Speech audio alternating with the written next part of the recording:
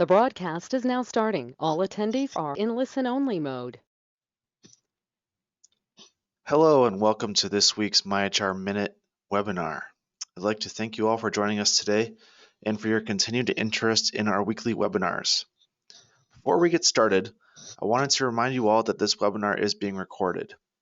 We will send out an email tomorrow, which will include the recording, the slide deck, as well as HRCI or SHRM recertification codes to redeem for credit.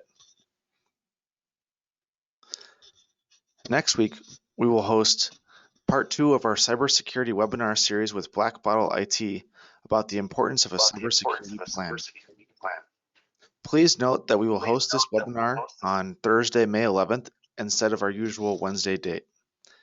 And now I'd like to welcome Michael Johnson, Senior Attorney at myHRcounsel. Thanks, Dan. Thanks everyone for taking a few minutes to join us today. Just our real quick disclaimer, this presentation is for educational purposes only. It's not legal advice and doesn't create an attorney-client relationship. We'll have some information at the end on contacting us if you have specific questions. So you can get on with your day, we'll move through some of this information rather quickly, but that is sort of the point of what we're doing today. So as Dan noted, we're talking about performance reviews, performance improvement plans, and employee discipline. So let's start with speaking about performance reviews. This is kind of a huge topic, and it's also a very important topic. It goes without saying, but I put it on the slide anyway, that performance management is important. And really, it's not something that should occur once a year in a very formal setting. You know, that's what most people think of with a performance review. Instead, what we kind of look at is employers should always be thinking about observing and evaluating all of their employees' performance. If you're doing that, even on an informal basis, it can help correct any issues that you see crop up. You can correct those issues very quickly. If you're doing informal performance management throughout the year, it also means that there are fewer surprises for an employee. You're not hitting them up, 8 months after something happened and said, hey, remember this? This is why you're not getting a raise this year, or something along those lines. It's kind of an important area to just keep an eye on and work on throughout the year. And a review, quote unquote, or informal performance management that's ongoing could be as simple as a verbal correction if you see an employee doing something wrong, or verbal praise if you see somebody doing something right, you like what they're doing. That is a really good tool that an employer can start doing today, observing, commenting, to just keep that in an employee's mind so that performance is being managed basically throughout the year. And we'll talk about this more in a little bit. If somebody does actually need correction in a more serious level, you want to make sure you document that. But again, we'll discuss that further in just a couple minutes here. All right, now the formal performance review. Again, this is kind of what most people think about. It's a big sit-down meeting with the boss or the HR representative, happens once a year. That's what people usually consider when they think of a performance review or performance management, the big annual thing. But not everybody does formal performance reviews. If you're not, as we just mentioned, you should certainly be doing informal performance management. If your company does, however, do these formal performance reviews, you should follow a standard practice. You should have something in place where you're not meandering around or not doing something consistently. You want to stay consistent with it. So as noted on the slide, for example, some companies do once a year at the end of the year around an employee's anniversary date. or some other time, maybe the end of the fiscal year. Sometimes it can be tied to a pay increase. Not always, but sometimes. And then if you are conducting formal annual performance reviews, you want to have something in writing that describes what and when, and you also want to be consistent with your practices. And if you do these formal performance reviews, you want to discuss the strengths of the employee, their areas for improvement, and job goals for the next year.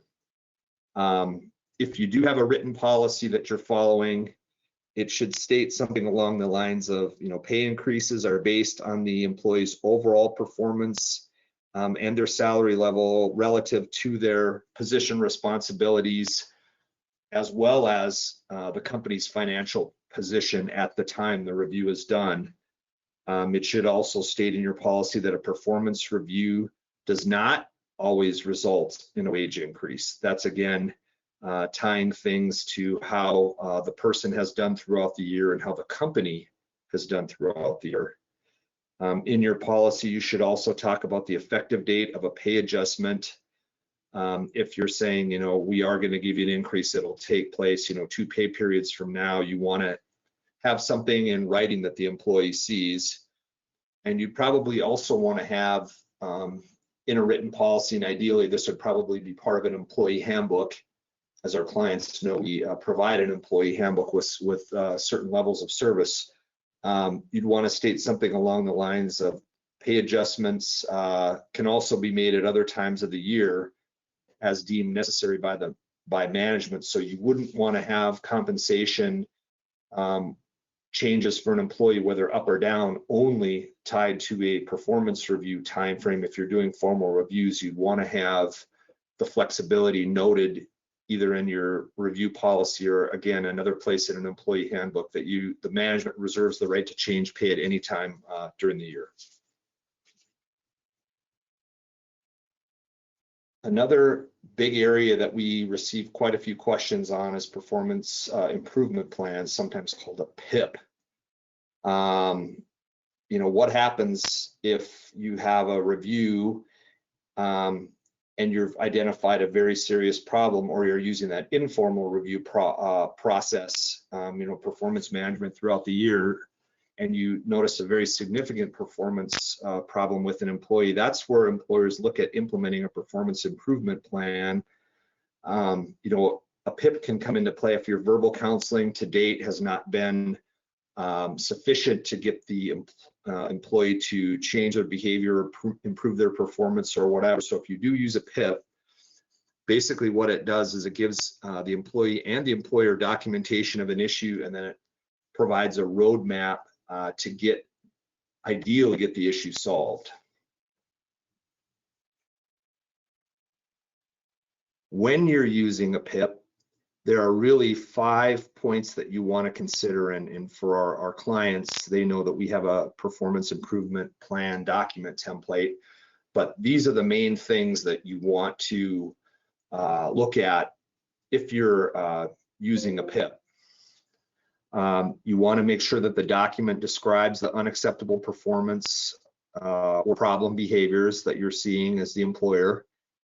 You want to describe the acceptable performance or desired behavior that you'd like to see from the employee. The PIP should define a metric that the company will use to measure any increases or decreases in the performance or the problem behavior with the employee. And you'd also want the PIP to list the consequences for failure to improve or continuing to repeat the behavior. So this is basically, you want something quantifiable with some timeframes built into it in the document, and you want to continue communication with the employee through the process. Again, documenting any communications you have regarding performance with the employee, just to make sure that the PIP document is effective for both the employer and the employee. All right, this is an area where we get a lot of questions. That's employee discipline. And I think that's one of the reasons why it was brought up as a topic for the myHR Minute this week. You really want to make sure that if you're going to be going down the road of discipline, that you are looking at it kind of in the big picture. You want to have the goal of the overall process be to promote positive employee relations, and kind of a work culture so the employees don't feel like they're being treated unfairly. We know that discipline and discharge, if you're letting somebody go, that can be a very unpleasant and difficult process for everybody involved, the employer and the employee. But if as an employer you're consistent in notifying employees when there are issues and providing an opportunity to improve, the employees are going to feel the process is more fair. And that again goes back to what we initially discussed with kind of the informal performance management and informal verbal discussions with employees throughout the year. And also, if you've got an effective discipline process, it's going to mean you're identifying problems sooner, resolving them, giving your managers more confidence, and your employees are going to be more productive and feel more engaged. A huge thing is the second bullet point is when you're following this process that's more consistent, you're also going to reduce the risk of litigation to your business. You want to be able to keep that risk as low as possible these days. And so some of the ideas we're going to talk about here in the next couple minutes will go through some points on that. If they are employees, if they're kept in the loop on what's going on, they're much less likely to bring a claim. Again, like we had spoken of, not ambushing somebody once a year. Well, you have these 7 problems. You want to keep this as an ongoing thing.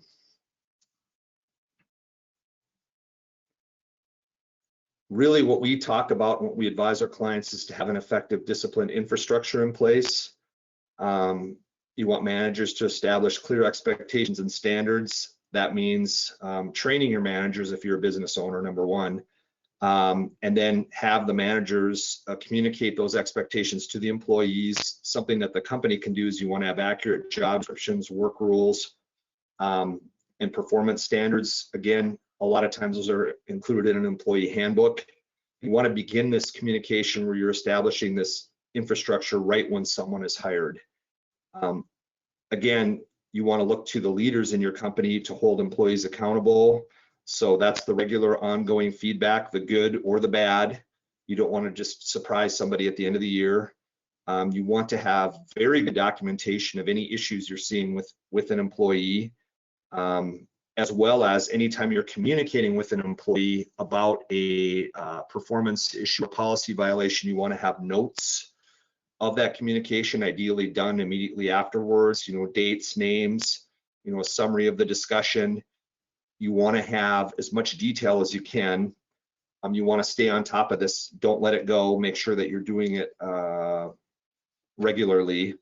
And if you need to get something that's very formal done with the employee, you want to get on that as quick as you can.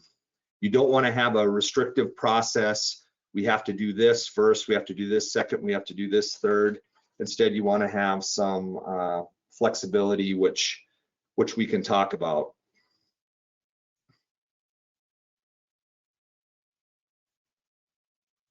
Oh, and I'll just say real briefly on that last slide, the flexibility in the policy should allow for you to take any action at any time, combine actions, or skip actions. You shouldn't say the first infraction is this, the second infraction is that.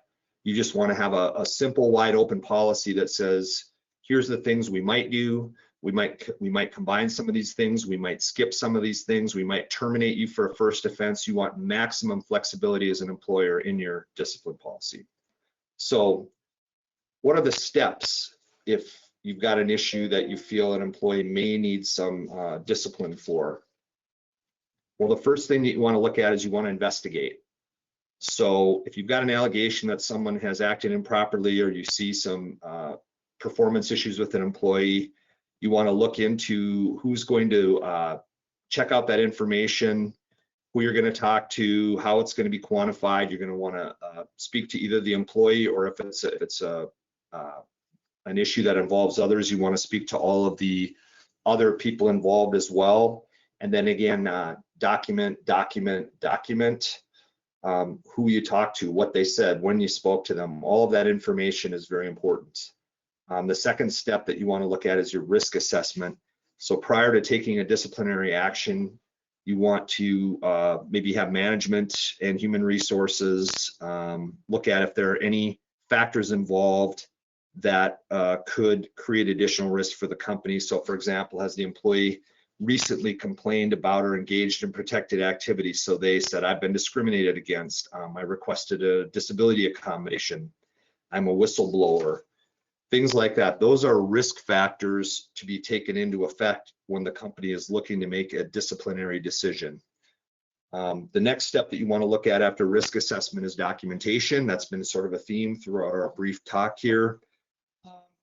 As a company, to protect yourself if somebody has done something wrong, you want to give a complete and accurate written document or create one of the deficiency or problem. I'm going to talk about whatever performance standard or rule was violated. You want to note also the business consequences that performance issue or policy violation causes for your company. Also, you need to state, if you are going to discipline an employee, the level of discipline that you're going to impose, and also then discuss what happens if the employee, repeats the behavior, doesn't improve their performance. I mean, that can be part of PIP, but not necessarily. You do not want to, when you're doing the documentation, you don't want to use legal terms such as, John made jokes or John, sexually harassed someone. You don't say that. You just say John made jokes of a sexual nature. You don't want to make any conclusions in your written documents. You don't want to refer to somebody's protected class, and you also don't want to inflate any performance issues or policy violations that occur with the employee. And then finally, the final step with the discipline process is you want to have communication. So plan how the disciplinary information by the company will be communicated to the employee. If it's going to be an in-person meeting, for example, you'd want to have at least 2 people from the management side present. One person to speak, one person to take notes with the employee. You want to carefully plan out what to say.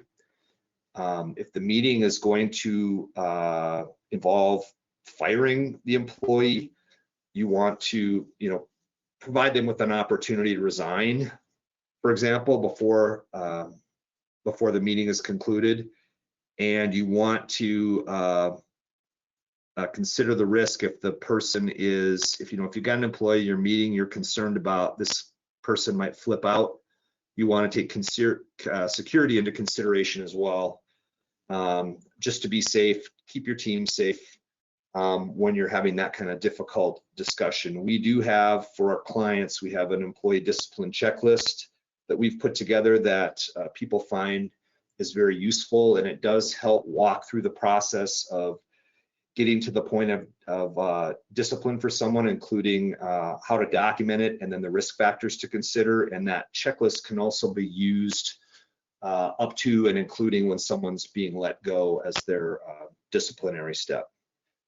Well, it looks like we're at time, everyone. As I said, we had to move somewhat quickly, but we really appreciate you listening in. As noted on our screen, compliance is not optional. Just remember that to our clients. If you have any questions, please reach out, and anybody that's interested in becoming a client, our contact information is on the screen.